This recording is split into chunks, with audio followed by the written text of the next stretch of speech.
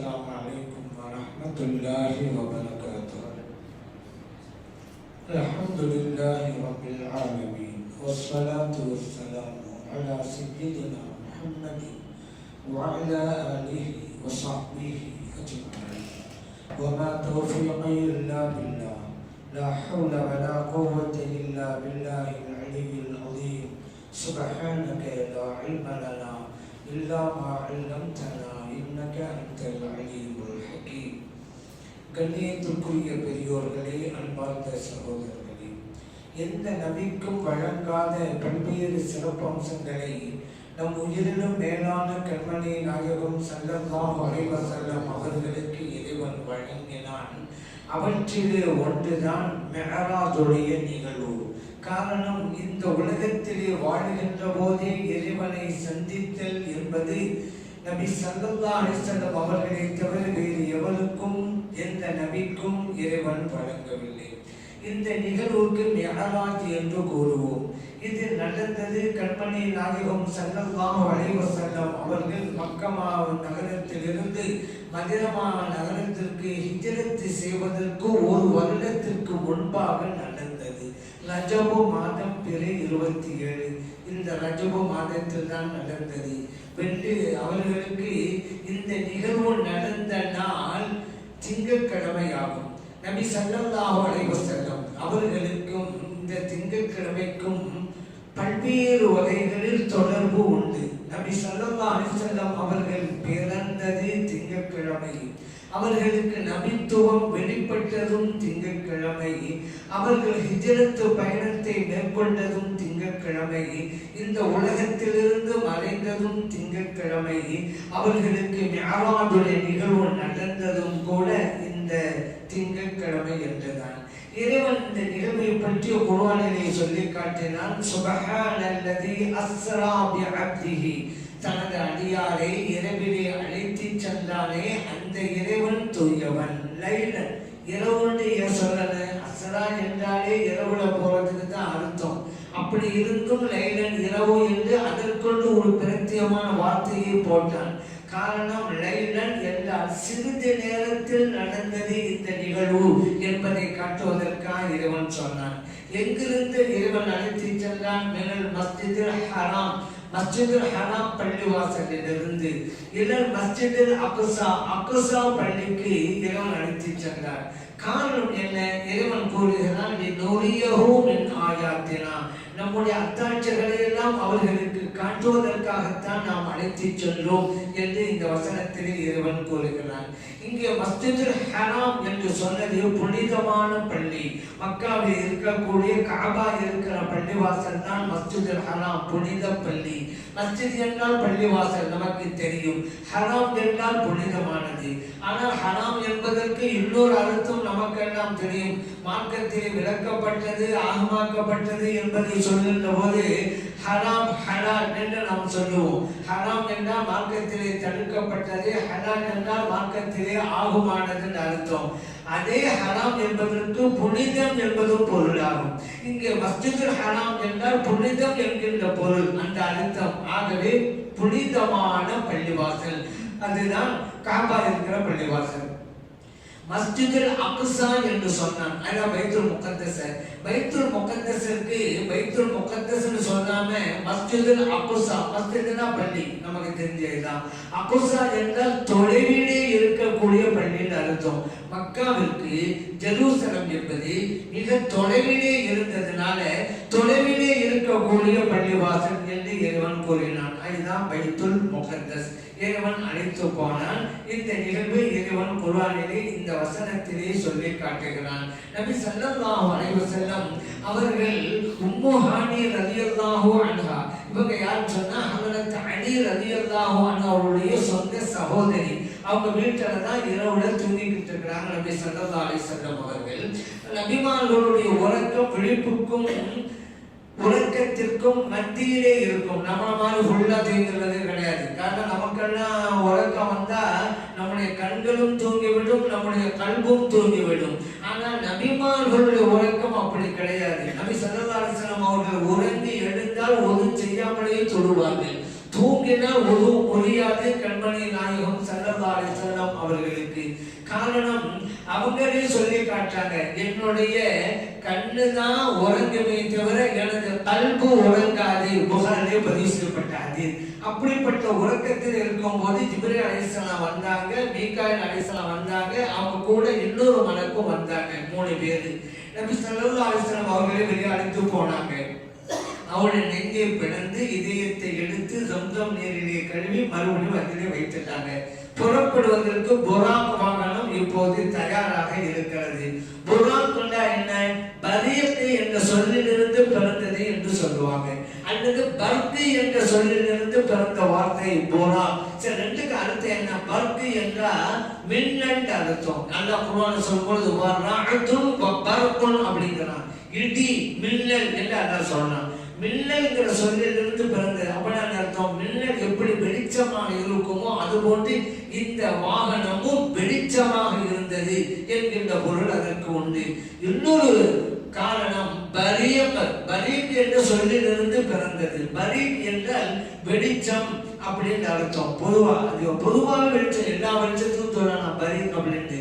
ஏன் அதிலிருந்து பிறந்தது சொன்னா, மின்னல் வேகத்தில் இது பயணிக்கக்கூடியது, ஒளி வேகத்தில் பயணிக்கக்கூடியதுன்னு இருக்கு அர்த்தம். ஒளி வேகம் நம்ம தெரிஞ்சு வச்சிருக்கோம்ல, ஒரு நொடி பொழுதுல ஒளியின் வேகம் 3 லட்சம் கிலோமீட்டர். இப்படியும் ஒளி 3 லட்சம் கிலோமீட்டர் போயிடும். அவ்வளவு விரைவானது ஒளி வேகம். நபி ஸல்லல்லாஹு அலைஹி வஸல்லம் அவர்கள் 7 வானங்களையும் கடந்து திரும்பி வருகிறார்கள் சிறிது நேரத்தில் என்றால் ஒளி வேக பயணம் தான் அது. ஆகவேதான் அந்த வாகனத்திற்கும் வெளிச்சம் ஒளி என்கின்ற பெயர் அதுக்கு சூட்டப்பட்டிருக்கிறது அப்படிங்கிறத புரிஞ்சுக்கணும். ஜிப்ரீல் அலைஹிஸ்ஸலாம் அவர்கள் அழைச்சிட்டு போனாங்க புராக் வாகனத்துல பைத்துல் முகத்தஸுக்கு. நேரடியாக போகல. நபி ஸல்லல்லாஹு அலைஹி வஸல்லம் அவர்கள் மக்காவிலிருந்து நேரடியாக வாகனத்துக்கு போல. ஃபர்ஸ்ட் பைத்துல் முகத்தஸ், பிறகு அங்கிருந்தால் ஒவ்வொரு வாகனமாக கடந்து 7 வாகனங்களையும் கடந்து இறைவனை உரையாடி விட்டு சந்தித்து விட்டு பார்த்து விட்டு வர்றாங்க. ஏன் அல்லாஹ் தஆலா மக்காவிலிருந்து நேரா கூட்டிட்டு போகல, ஏன் பைத்துல் முகத்தஸ் கூட்டிட்டு போகணும்? அதுக்கு பல காரணங்கள் இருக்கலாம். இருந்தாலும் கூட இமாம்கள் பிரதானமான ஒரு காரணத்தை சொல்றாங்க. என்னன்னு கேட்டா, நபி ஸல்லல்லாஹு அலைஹி வஸல்லம் அவர்கள் அவங்களுடைய வாழ்க்கையில 2 கிப்லாவும் முன்னோக்கினாங்க தொழுகையில. ஒண்ணு காபா. காபாவை ஸல்லல்லாஹு அலைஹி வஸல்லம் பார்த்துட்டாங்க. ஏன் அங்கதானே அவங்க ஊரே மக்கா தானே, அங்கதானே காபா இருக்கு, பார்த்துட்டாங்க. தன்னுடைய லைஃப்ல எந்த கிப்லாவை நோக்கி தொழ போறாங்களோ அந்த 2 கிப்லாவுல ஒரு கிப்லாவை பார்த்துட்டாங்க. இன்னொரு கிப்லா பைத்துல் முகத்தஸ். ஏன்னா நபி ஸல்லல்லாஹு அலைஹி வஸல்லம் அவர்கள் மதீனா நகரம் போனதுக்கு பின்னால அல்லாஹ் தஆலா பைத்துல் முகத்தஸ் நோக்கி தொழுவதற்கு கட்டளையிட்டான். ஏறத்தாழ 17 மாதங்கள். அதற்கு பிறகு காபாவை நோக்கி அல்லாஹ் தொழ வச்சுட்டான்னு வைக்கிறேன். இந்த 17 மாதங்கள் பைத்துல் முகத்தஸ் நோக்கி தொழுதாங்கல்ல, அந்த கிப்லாவை நபி ஸல்லல்லாஹு அலைஹி வஸல்லம் பார்க்கணும். ஆகவே அங்க கூட்டிட்டு போனான். பார்த்துக்கங்க பைத்துல் முகத்தஸ்.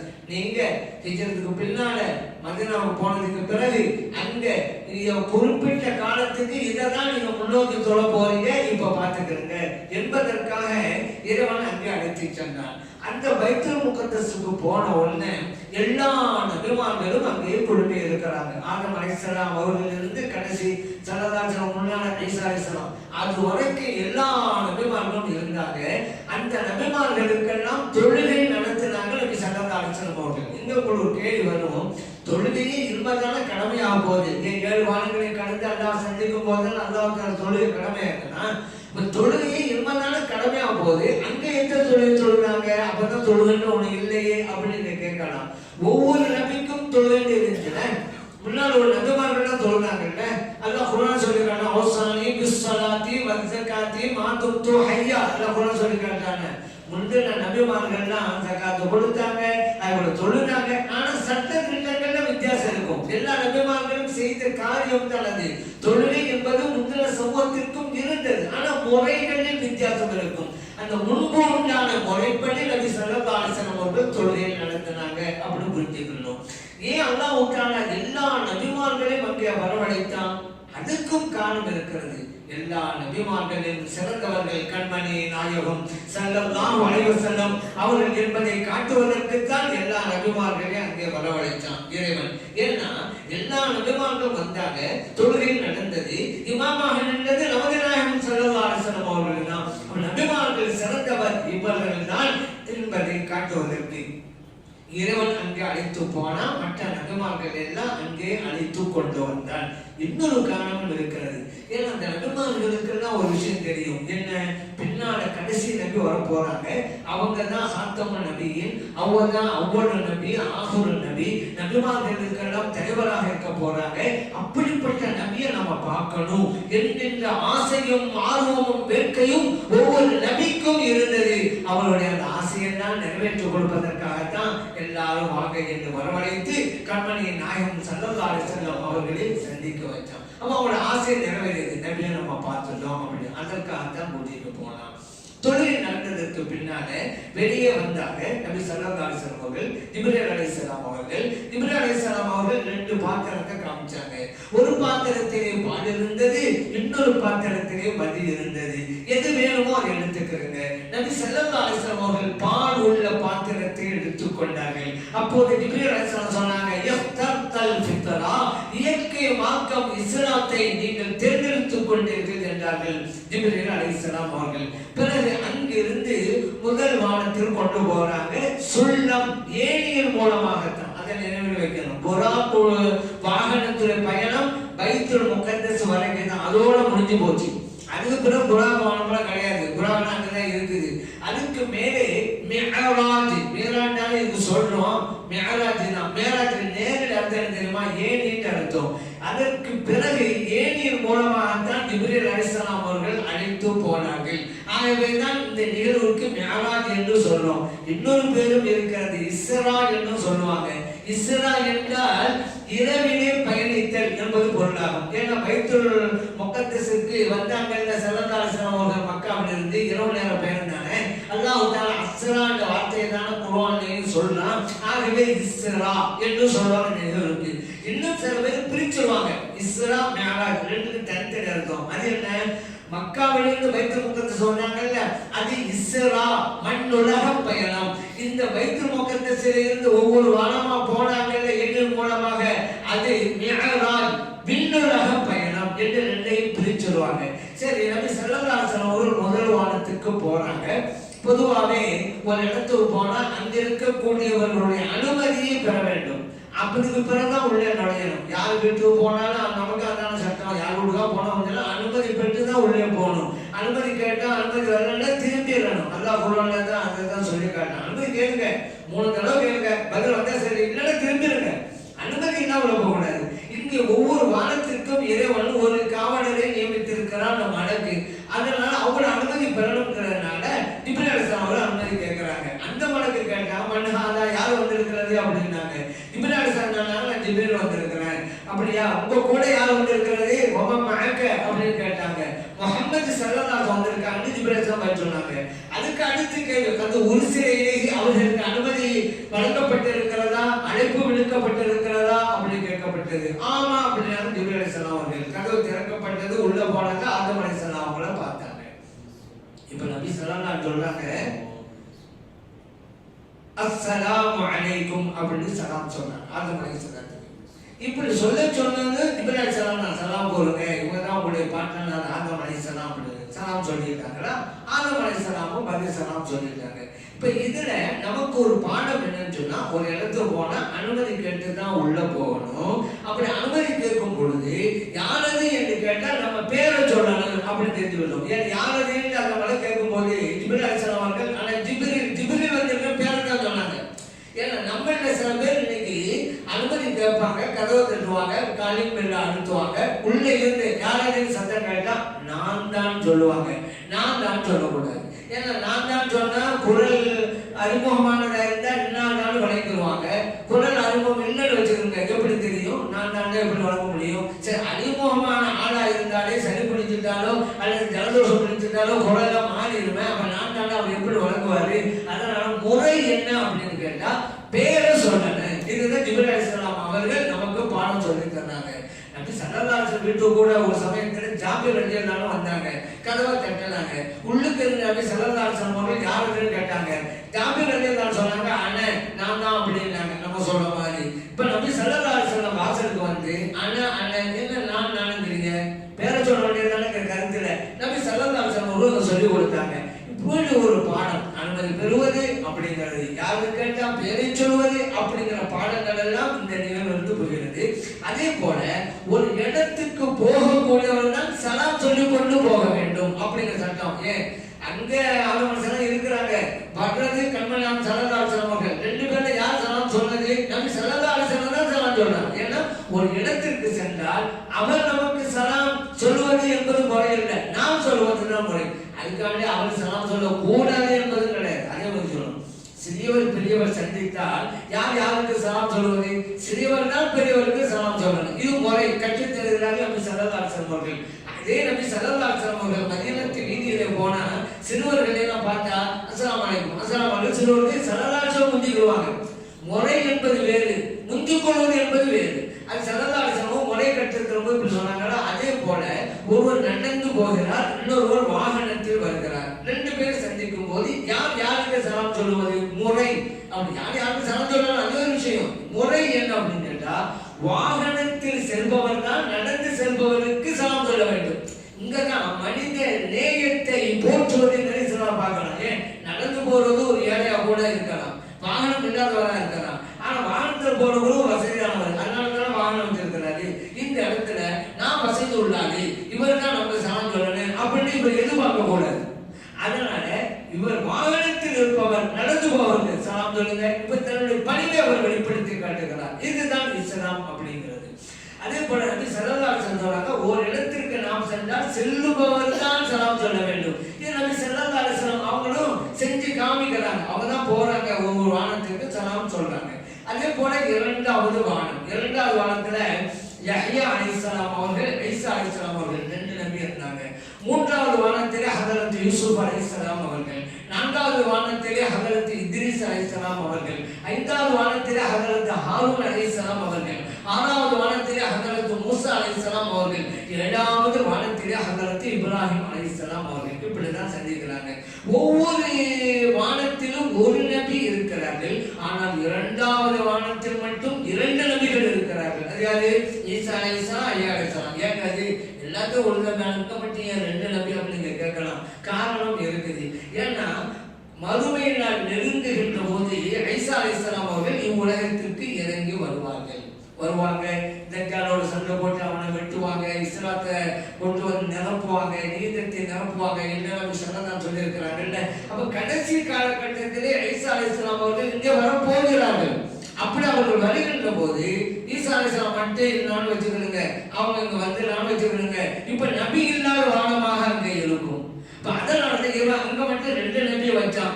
ஈசா அலைஹிஸ்ஸலாம் அவர்கள் கடைசி காலகட்டத்தில் இந்த உலகத்திற்கு வந்தாலும் அங்கே இன்னொரு நபி யஹ்யா அலைஹிஸ்ஸலாம் இருந்துகிட்டே இருப்பாங்க. அதனாலதான் அல்லாஹ் அந்த இடத்தில் அந்த இரண்டாவது வானத்தில் இரண்டு நபிகளை வைத்தான். இரண்டு இமாம்கள் விளக்கம் தருவார்கள். ஏழாவது வானத்திலே இப்ராஹிம் அலைஹிஸ்ஸலாம் அவர்கள் சந்திக்கின்ற போது அவங்க இருந்த நிலை என்ன தெரியுமா? நபி ஸல்லல்லாஹு அலைஹி சொன்னாங்க, முஸ்லிம்கள் நஹ்ரஹு இலல் பைத்துல் மஅமூர், அங்கே இருக்கக்கூடிய பைத்துல் மஅமூர் பள்ளி வாசலில் முதுகை சாத்த வண்ணம் அமர்ந்திருந்தார்கள் இப்ராஹிம் அலைஹிஸ்ஸலாம் அவர்கள். நபி ஸல்லல்லாஹு அலைஹி சொல்லி தராங்க. ஏன் பைத்துல் மஅமூர்ங்கிறது ஒரு பள்ளிவாசல், அந்த பள்ளிவாசல் முதுகை சாத்தி கொண்டு ஏன் உட்கார்ந்துருக்காங்க?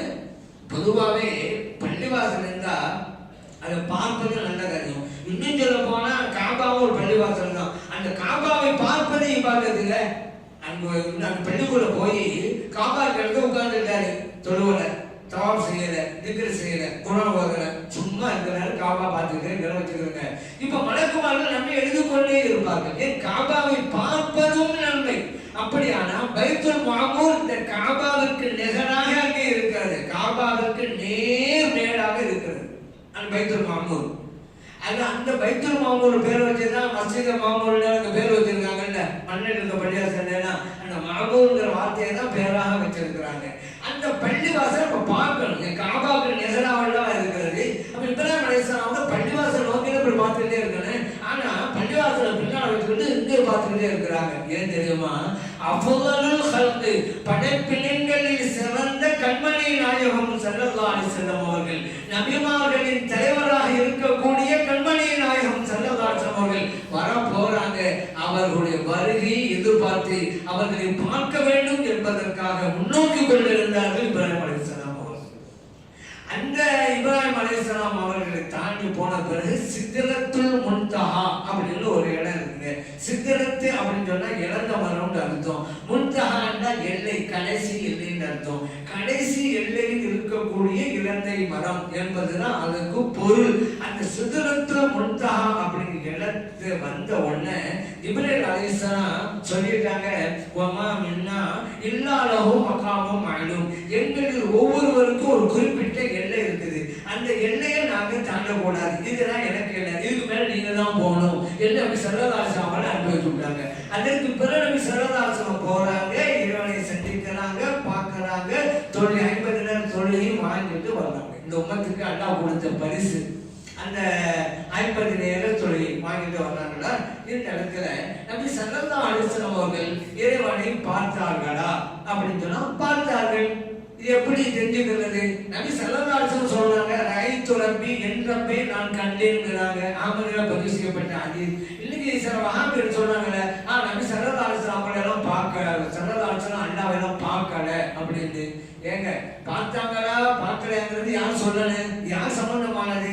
நபி ஸல்லல்லாஹு அலைஹி வஸல்லம் சம்பந்தப்பட்ட விஷயம். அவங்க பார்த்தாங்களா இல்லையா? யார் சொல்றது? நானும் அல்ல, நீங்களும் அல்ல, அவங்க தான் சொல்லணும். அவங்க சொல்லிட்டாங்களா, ரைட் ரப்பி எங்க பேர் நான் கண்டேன்ட்டாங்களா, விஷயம் முடிஞ்சு போச்சு. வேற என்ன? அப்ப எப்படி நம்ம பார்க்கல அப்படிங்கிறது? அப்ப இதுக்கு ஒரு வசனத்தை ஒரு வஹாபியர் இருக்கிறது அப்பாவி அறிஞர்கள் ஏமாத்த வசனத்தை ஓதுவது தானே அவங்க ஏமாத்திட்டு இருக்கிறாங்க. அந்த அப்பாவி அறிஞர்கள் கூட வசனத்தை சொல்றாங்களே, குர்ஆன் சொல்றாங்களே, இது சொல்றாங்களே, அப்படிதான் அவங்க ஏமாந்து போயிட்டே இருக்கிறாங்க.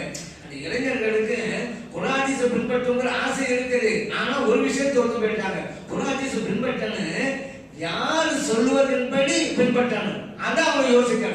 இவங்க சொல்றதுதான் சரியா இருக்கும்னு நினைச்சுக்கிட்டாங்க. அதனால குர்ஆனை பின்பற்றாம ஹதீஸை பின்பற்றாம வழிகட்டு போயிட்டே இருக்கிறாங்க அப்பாவி இளைஞர்கள். ஆகவே நபி ஸல்லல்லாஹு அலைஹி வஸல்லம் அவர்கள் விஷயத்துல இன்னைக்கு கூட்டம் அவங்க பார்க்கல, அல்லாஹ்வையெல்லாம் பார்க்கல. ஏங்க இப்படி சொல்லுங்கன்னு கேட்டா, அல்லாஹ் குர்ஆன் சொல்லிட்டாங்கல்ல, லா துத்ரிகுல் அப்சாரு வஹுவ யுத்ரிகுல் அப்சார், பார்வைகள் அவனை அடையாது, அவன் பார்வைகளை அடைவான் என்று அல்லாஹ் தஆலா சொல்லிட்டாங்கல்ல அப்படிங்கறாங்க. சரி, மறுமையில பார்க்க முடியுமா? அந்த வஹாபில் நான் கேட்கிறேன், மறுமையில அல்லாஹ் பார்க்க முடியுமா? பார்க்க முடியும். நீங்க தான் சொல்றீங்க வசனத்துல அல்லாஹ்வை பார்வை அடையாது, அப்புறம் மறுமையில மட்டும் பார்க்க முடியும்? இல்ல, இந்த உலகத்துல தான் முடியாது. அது ஆயத்துல எங்க இருக்கு? அப்படி இந்த உலகத்தில் பார்வை அல்லாஹ்வை அடையாது அப்படி அங்க இருக்கு? இந்த உலகத்துல இருக்கா? பொதுவா தானே இருக்குது. அப்ப இந்த உலகத்தை பார்க்க முடியாதுன்னா மறு உலகத்தை பார்க்க முடியாதானே? நீங்க மறு உலகத்தை பார்க்கணும்னு ஒப்புக்கொள்றீங்க, இங்க முடியாது இந்த வசனத்தை போய் ஓதுறீங்க சம்பந்தம் இல்லாம. சரி, நபி ஸல்லல்லாஹு அலைஹி வஸல்லம் அவர்களிடம் கேட்டார்கள் சஹாபா பெருமக்கள், ஹல் ரஐத ரப்பக வ ரப்ப, நீங்க பாத்தீங்களா? நபி ஸல்லல்லாஹு அலைஹி வஸல்லம் அவர்கள் சொன்ன பதில் 2 வகையாக முஸ்லிம்களே பதிவு செய்யப்பட்டிருக்கிறது. ஒரு ஹதீஸ்ல ரஐது நூரன், நான் ஒளியை பார்த்தேன். ரப்ப பார்த்தீங்களான்னு கேட்டபோது ஸல்லல்லாஹு சொன்ன பதில் என்ன? நான் ஒளியை, பிரகாசத்தை பார்த்தேன் அப்படிங்கிற ஒரு ஹதீஸ் இருக்கு முஸ்லிம்ல. இதே முஸ்லிம்ல இன்னொன்னு இருக்கு, ஹுவ நூருன் அன்னா அராஹு, அவன் பிரகாசமானவன், எவ்வாறு நாம் பார்க்க முடியும் என்று சொன்ன ஹதீஸ் இருக்குது. இப்ப பார்த்தேன்னு சொன்னாங்கல்ல, அந்த ஹதீஸை விட்டுவிட்டு எவ்வாறு பார்க்க முடியும் சொல்லி விட்டாங்க, அந்த ஹதீஸும் தூக்கிட்டு வந்தாங்க. எவ்வாறு பார்க்க முடியும்னு நினைக்கிற அர்த்தம், இறைவனை இத்ராக் அடிப்படையிலே பார்க்க முடியாது. அதான் நான் கூட சொல்லல, பார்வைகள் அடையாதுன்னு அல்லாஹ் சொன்ன வார்த்தை கண்ணால பார்க்கறது இல்லை, இத்ராக்குங்கிற வார்த்தை. இத்ராக்கு என்ன தெரியுமா? ஒவ்வொன்றையும் அணு அணுவாக பார்த்து தெரிந்து கொள்வது, அதுதான் இத்ராக்கு. அல்லாஹ் அப்படி யாராலும் பார்க்க முடியாது. ஏன்? ஒரு வரவரைக்கு உட்பட்டவன் அல்ல அல்லாஹ் தஆலா, இடத்திற்கும் காலத்திற்கும் அப்பாற்பட்டவன் இறைவன். ஒரு வரையில பார்க்க முடியாது. இப்போ நீங்களா என்ன பார்க்குறீங்க, என்ன முழுமையாக ஒன்றா பார்த்துட முடியும். ஒரு உயரம் என்ன, இவருடைய பருமன் என்ன, இவருடைய கலர் என்ன, இவருடைய கையை எப்படி அசைக்கிறாரு, இப்பெல்லாம் நீங்க தெரிஞ்சுக்கலாம். ஏன்னா நான் ஒரு எல்லைக்கு உட்பட்ட நபர் தான். இப்படி ஒவ்வொரு பொருளும் இங்க பார்க்கலாம். ஆனா அல்லாஹ் ஒரு எல்லைக்கு உட்பட்டு பார்க்க முடியுமா? முடியாது. அதுதான் இத்ராக் என்பது. இத்ராக் என்பது அல்லாஹ் நபி ஸல்லல்லாஹு அலைஹி வஸல்லம் சொன்னாங்கல்ல, நான் அடிப்படையில் எப்படி பார்க்க முடியும்? அல்லாஹ் உலகம் இவ்வளவு இருக்குது, அகலம் இப்படி இருக்கு, இப்படி எல்லாம் பார்க்க முடியுமா? அப்படி முடியாது. இதைத்தான் சொல்ல சொன்னாங்க. அதே நேரத்தில் இறைவனை மறுமை நாம பார்க்க போறதுனால எப்படி பார்ப்போம்? ஒளியாக பார்ப்போம். அதே சொல்லதான் சொன்னாங்க, நான் ஒளியை பார்த்தேன். எப்ப சொல்றாங்க? உங்க ரப்பை நீங்க பார்த்தீங்களான்னு கேட்ட போதுதான் சொல்றாங்க, ஒளியை நான் பார்த்தேன் அப்படின்னு சொன்னாங்க. அதனால இறைவனை கண்டார்கள் நபி ஸல்லல்லாஹு அலைஹி வஸல்லம் அவர்கள். சரி, நபி ஸல்லல்லாஹு அலைஹி வஸல்லம் அல்லாஹ்வை சந்திக்கிறதுக்கு போனாங்கல்ல, அங்கதான் அல்லாஹ் இருக்கிறாங்க போனாங்களா? அல்லாஹ் அங்கதான் இருக்கிறானா? இல்ல, எல்லா இடத்துலயும் தான் இருப்பான். அல்லாஹ் இல்லாத இடமே இல்லை. அப்படியே அங்க போன அப்படின்னு கேட்கலாம். இறைவன் அங்கே இருக்கிறான் என்பதற்காக நபி ஸல்லல்லாஹு அலைஹி வஸல்லம் அவர்கள் அங்க போகலங்க. இறைவன் தன் ஹபீபோடு பேசுவதற்கு, தன் ஹபீபை சந்திப்பதற்கு அவன் தேர்ந்தெடுத்த இடம்தான் சிதறத்துல் முன்தஹா. அவன் அங்க இருக்கிறாங்கிறதல்ல, இறைவன் தேர்ந்தெடுத்த இடம் அது. இப்போ மூசா அலைஹிஸ்ஸலாத்தோட அல்லாஹ் பேசினார்ல, மூசா அலைஹிஸ்ஸலாம் பேசுறான். எங்க பேசுறான்? தூர்சினா மலையில பேசுறான். அதனால தூர்சினா மலையில அல்லாஹ் இருக்கிறான்னு இருக்கமா? கல்லமல்லாஹ் மூசா தக்லீமா அப்படின்னு அல்லாஹ் குர்ஆன் சொல்றாங்க. மூசா அலைஹிஸ்ஸலாம் அவர்களோடு அல்லாஹ் பேசினான் அப்படின்னு குர்ஆன்ல இருக்குது. எங்க நடந்தது? இந்த உலகத்துல தான். எங்க? தூர்சினா மலை. அங்க ஒரு ஷஜரத்து, அங்க ஒரு மரம் இருந்தது. எல்லாம் குர்ஆன்ல சொல்லி காட்டுறான். அப்ப தூர்சினா மலையிலே இறைவன் மூசா அலைஹிஸ்ஸலாம் அவரோடு பேசினான் என்பதால் இறைவன் தூர்சினா மலையில் இருக்கிறான் சொல்லிங்களா? இல்ல இல்ல, இறைவன் மூசா அலைஹிஸ்ஸலாம் அவர்களோடு பேசுவதற்கு தேர்ந்தெடுத்த இடம் தூர்சினா மலை. இறைவன் நமது ஹபீப் ஸல்லல்லாஹு அலைஹி வஸல்லம் அவர்களோடு பேசுவதற்கு தேர்ந்தெடுத்த இடம் சித்ரத்துல் முன்தஹா. அதனால தேர்ந்தெடுத்த இடம் தான் அப்படி. இன்னும் சொல்ல போனா, அங்கே அல்லாஹ் இல்லைங்கிறதுக்கு அங்க மட்டும்தான் அல்லாஹ் இருக்கிறான்னு தெரியுமா? அல்லாஹ் குர்ஆன் சாயங்காலமா தோல் பத்தமா சொல்லலாம். நீங்க எங்க திரும்பினாலும் அங்க அல்லாஹ் இருக்கிறான் குர்ஆன்ல சொன்னாங்க. அப்ப வானத்துல இருக்கிறான். ஏன்னா ஒரு கூட்டம் சொல்லுது அல்லாஹ் வானத்துல உட்கார்ந்து இருக்கிறான் அப்படின்னு. சின்ன பிள்ளைகளுக்கு பயக்காட்டவங்க அல்லாஹ் வானத்து மேல இருக்கிறான், அல்லாஹ் வானத்து மேல இருக்கிறான்னு. அந்த மாதிரி இன்னைக்கு ஒரு கூட்டமே சொல்லிருக்கு அல்லாஹ் வானத்துல இருக்கிறான்னு. ஆனா அல்லாஹ் குர்ஆன் சொன்னாங்க எங்கு திரும்பிலும் இறைவன் இருக்கிறான்னு குர்ஆனை வசனம் பேசுகிறது. அதனால இறைவனுக்கு குறிப்பிட்ட இடம் கொடுக்க கூடாது. இந்த இடத்தில் கூட ஏன் தெரியுமா? நபி ஸல்லல்லாஹு அலைஹி வஸல்லம் அல்லாஹ்வை சந்திக்க போனாங்க அப்படின்ற அந்த வசனத்திலே இல்ல. அல்லாஹ் அவங்கள கூட்டிட்டு போனா என்றுதான் இருக்கிறது. அஸ்ஸரா ஏன்னா ஸல்லல்லாஹு அலைஹி வஸல்லம் போனாங்க அப்படின்னு சொன்னாங்க, சார அப்படின்னு சொன்னாங்க, சாலா அப்படின்னு சொன்னாங்க. அவங்க போனாங்கன்னு. அவங்க போறதா இருந்தா அல்லாஹ் வசனம் போனா பக்கத்துல இருக்கிறவங்க கேள்வியே வரும். இப்ப கேள்வியே வராது. ஏன் தெரியுமா? அஸ்ஸலான் தான். இறைவன் தன் அடியாரை அழைத்து போனான், அவன் தூயவன். அப்ப அல்லாஹ் தானே கூட்டிகிட்டே போயிருக்கிறான். அப்புறம் எப்படி அல்லாஹ் அங்கதான் சொல்லுவீங்க? கூட்டிட்டு போனது அல்லாஹ்வுல. அதனால நபி ஸல்லல்லாஹு அலைஹி வஸல்லம் அவர்களோடு உரையாடுவதற்கு இறைவன் தேர்ந்தெடுத்த இடம் அந்த சித்ரத்துல் முன்தஹா புரிஞ்சுக்கிறோம். சரி, அவங்க போனாங்க.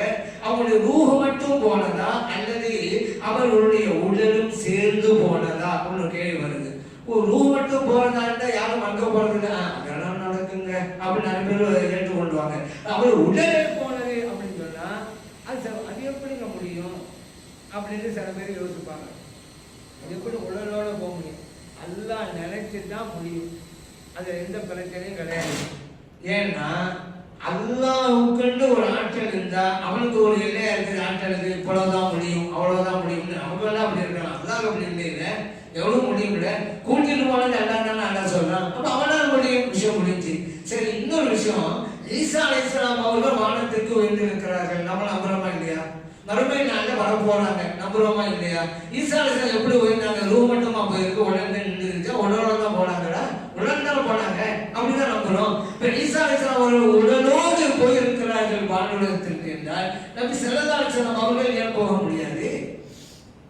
அடுத்து இந்த வசனத்தில் இறைவன் சொல்வது சுபஹான என்கிறான். சுபஹான ஆச்சரியம் அர்த்தம். பொது அரபிகள் எல்லாம் ஒரு ஆச்சரியமான ஒரு நிகழ்வை பார்த்துட்டா சுபஹானல்லாஹ், ஒரு நாள் ஆச்சரியமான ஒரு செய்தியை சொன்னா சுபஹானல்லாஹ் அப்படிம்பாங்க. அந்த சுபஹானங்கிற வார்த்தை அல்லாஹ் யூஸ் பண்ணலாம். அப்படின்னா அந்த நிகழ்வே ஆச்சரியம்னு அர்த்தம். எப்ப ஆச்சரியமாகும்? உடல் போனதான் ஆச்சரியமாகும். ரூம் மட்டும் போனா எப்படி ஆச்சரியமாகும்? இப்ப இறைவன் இந்த நிகழ்வு சொல்ல வரும்போது சுபஹான அப்படி வார்த்தையை போனோம், ஆச்சரியமான நிகழ்வு.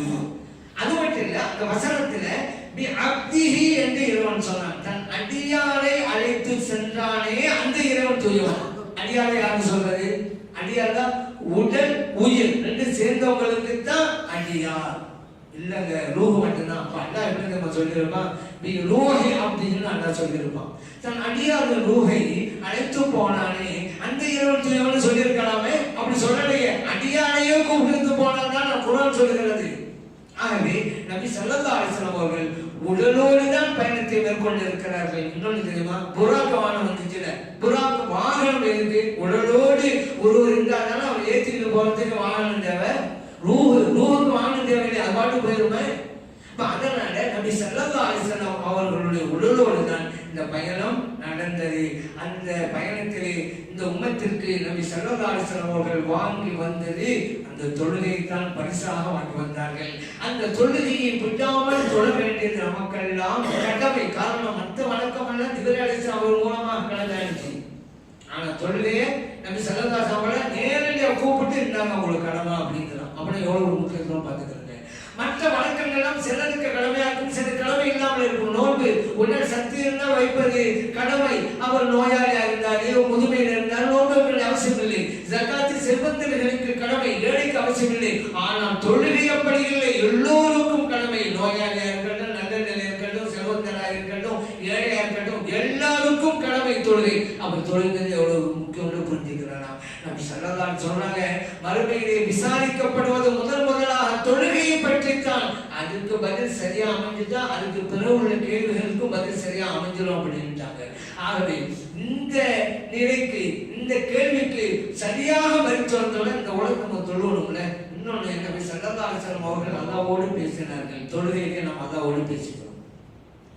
நாம் செய்கிற வணக்க வழிபாடுகளில் அல்லாஹ்வோடு பேசுகிற வணக்கம் தொழுகை தவிர வேறு எதுவுமே கிடையாதுங்க. அல்லாஹ்வோடு நேரடியா உரையாடுகிற வணக்கம் இந்த தொழுகை மட்டும்தான். அப்படிப்பட்ட தொழுகையை நாம் இழக்கலாமா, சமர்ப்பிடலாமா? நாம் எந்த இடத்தில் இருந்தால் தொழுகை நேரம் வந்துவிட்டால் தொழ வேண்டும். அத்தகைய நற்பேற்றினை எல்லாம் இறைவன் அனைவருக்கும் கொடுத்தருவானாக. ஆமீன். அல்ஹம்துலில்லாஹ்.